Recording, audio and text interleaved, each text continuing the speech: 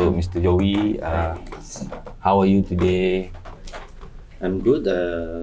It's getting busy, and so that's where we feel the enthusiastic to work more. You see, because the hotel is busy.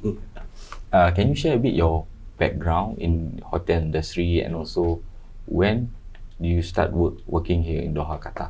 Okay.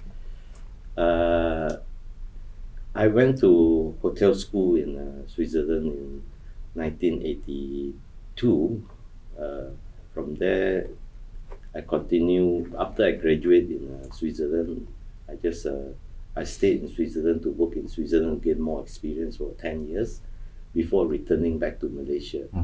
So I started my hotel when that time I saw there was a development in hotel tourism. They required hotels in Malaysia because of the tourism industry. So somehow I was on vacation back in Malaysia. I went for interview and I got a job in Genting. So I decided to return back to home. So from there I continued with Genting. Then I went down to the opening of the Mines Beach Resort and Palace of the Golden Horses. And then after that I moved on to Marriott Putrajaya, Bukit Tinggi Resort. And then there was an opening in Holiday Villa in Cherating. So I went there and Puan Sri I had an interview with me, but because that time there was a vacancy here, and Puan Sri see that I have because most of the hotel that I have worked with is pre-opening. Okay. So and this place had not opened yet, and it was during the construction stage. So Puan Sri have decided, okay, why don't she offer me this job to come here to assist in the pre-opening, because since I have the background.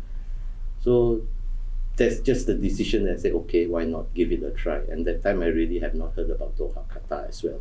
But I said, why not give it a try? Because we know about it only because of the Asian Games in 2006.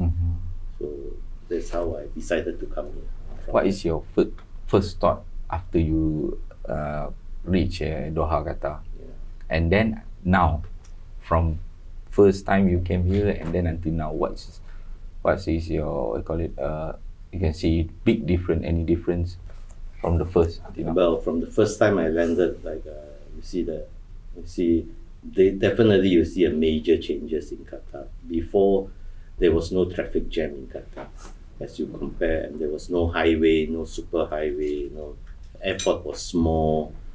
Now you see before even Qatar Airways, nobody would know about it, but nowadays you see Qatar Airways is flying to more than 100 over destination. Major changes because of the FIFA World Cup that helped develop Qatar.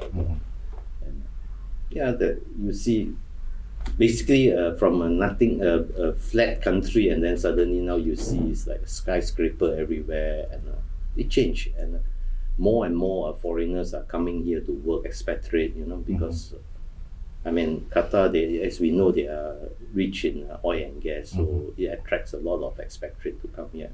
So you see a lot of changes, definitely. Can you share a bit during World Cup 2022, what happened in here? How's your team managed during World Cup time? Okay, during the World Cup, actually, we were running 4 properties. Apart from Holiday Villa Hotel, we have City Villa, D Villa, and also V Villa. So, in order not to overstaff ourselves, so our first plan was basically to get a lot of internship, in fact, from hotel school from Malaysia, through the assistant of our corporate company in Malaysia, Holiday Villa Hotel Resort. And also we got a lot from Indonesia, Bali Hotel School. So we took in, and we split them and we give them, it's an experience for the student who just graduate to go into hotel industry. So FIFA World Cup is like a lifetime for them. So a lot of them like to come, and so we managed to get about maybe 200 over students to work. And so I think they have learned a lot during this time. So apart from that, I mean, definitely the sales was important. So we meet a lot with an agent, and they like to pre-book rooms, and a lot of negotiation going on. And during World Cup, definitely, price are The main concern of every agent to sell rooms is actually the price. But luckily, Qatar, the FIFA Supreme Council, they have came up with a rate guideline for hotels. So like 4-star, 5-star, what is your maximum rate that you can go up to, like a standard room, deluxe room, and suite, and so on. So we follow the guideline, and some of the rooms was actually also taken up by the FIFA itself, which everything is under the control of them. So we allocate the room based on the contract that we have signed with them. What is the big challenge during World Cup time? Well, I would not say there was much challenge. We were all ready, and we keep on training our staff, and definitely some challenges from the authority because of human rights and all this. So we follow everything according to the Qatar labor law. So there's nothing to worry. But there were some new requirements, like they need medical room, they need a certified nurse. So we have to start to look into all these things. Other than that, it's just training of the staff and how to welcome all the guests, because we took in a lot of intern students, you see, so this is their first time, so we need them to learn fast. So we conducted a lot of training and to be ready for them. And for us, it's basically also, initially we were worried because there was a lot of closure of road and things, as by the government, but we prepared ourselves well. But until the day of the actual thing, they did not stop the traffic, so they let everything to go smooth.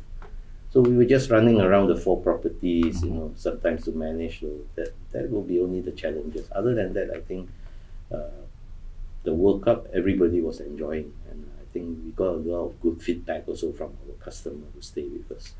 For this Asian Cup, I would call it sambutan. How's the sambutan here during Asian Cup right now? I think it's a unique experience for a lot of people. So I think they welcome it a lot, and even we did as a requirement by AFC that any team hotel, when the team player comes, we have to welcome them officially, and we did actually a good welcome for the Vietnam team. To show our appreciation for them. And other than that, I think everybody, it's okay. It's not something that we are so used to manage sports group, big sports events. So we are all ready for that.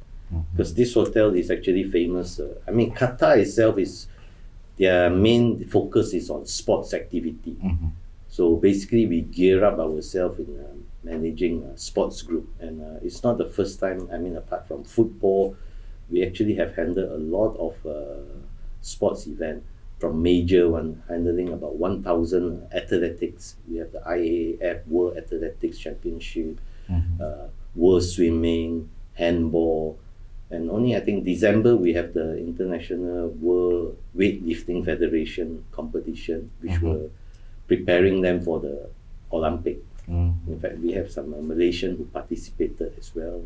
So all this event, and it's not small event, it's all big event. Like now you see, apart from the football, we have the Arab aquatics going on, and in the hotel you see we are running with, they took about nearly 200 rooms from us. So there's a big group of participants. So in terms of preparation from their rooms, meals, our chef have to prepare 3 meals a day for them, and everything have to follow according to their diet, which is set by the committee, like nutrition value. All these athletics, their food diet is very important.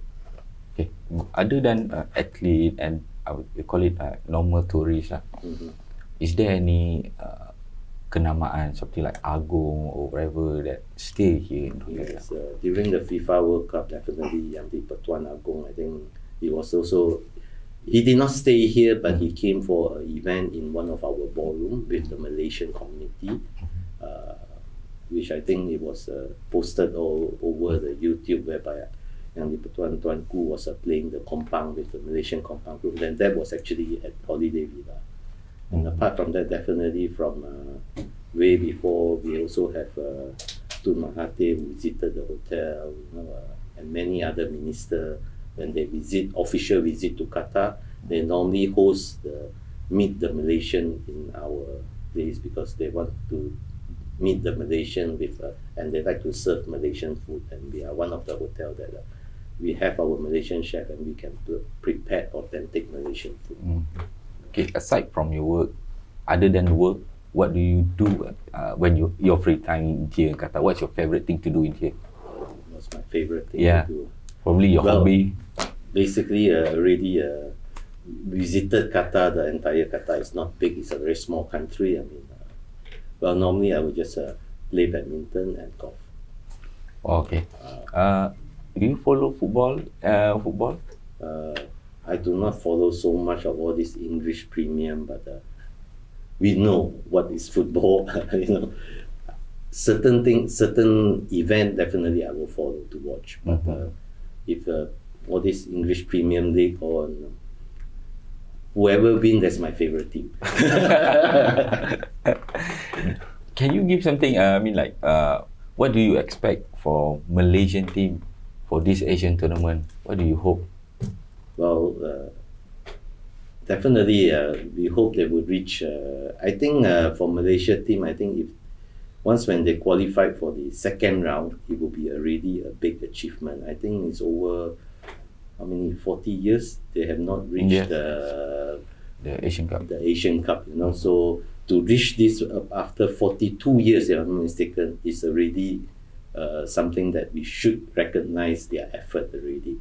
So if they can move on to the second, the elimination round, I think it's going to be furthermore big achievement, and I think that would be the start of Malaysia to move forward more. And if they put more focus, I think they can become one strong team in Southeast Asia in the future.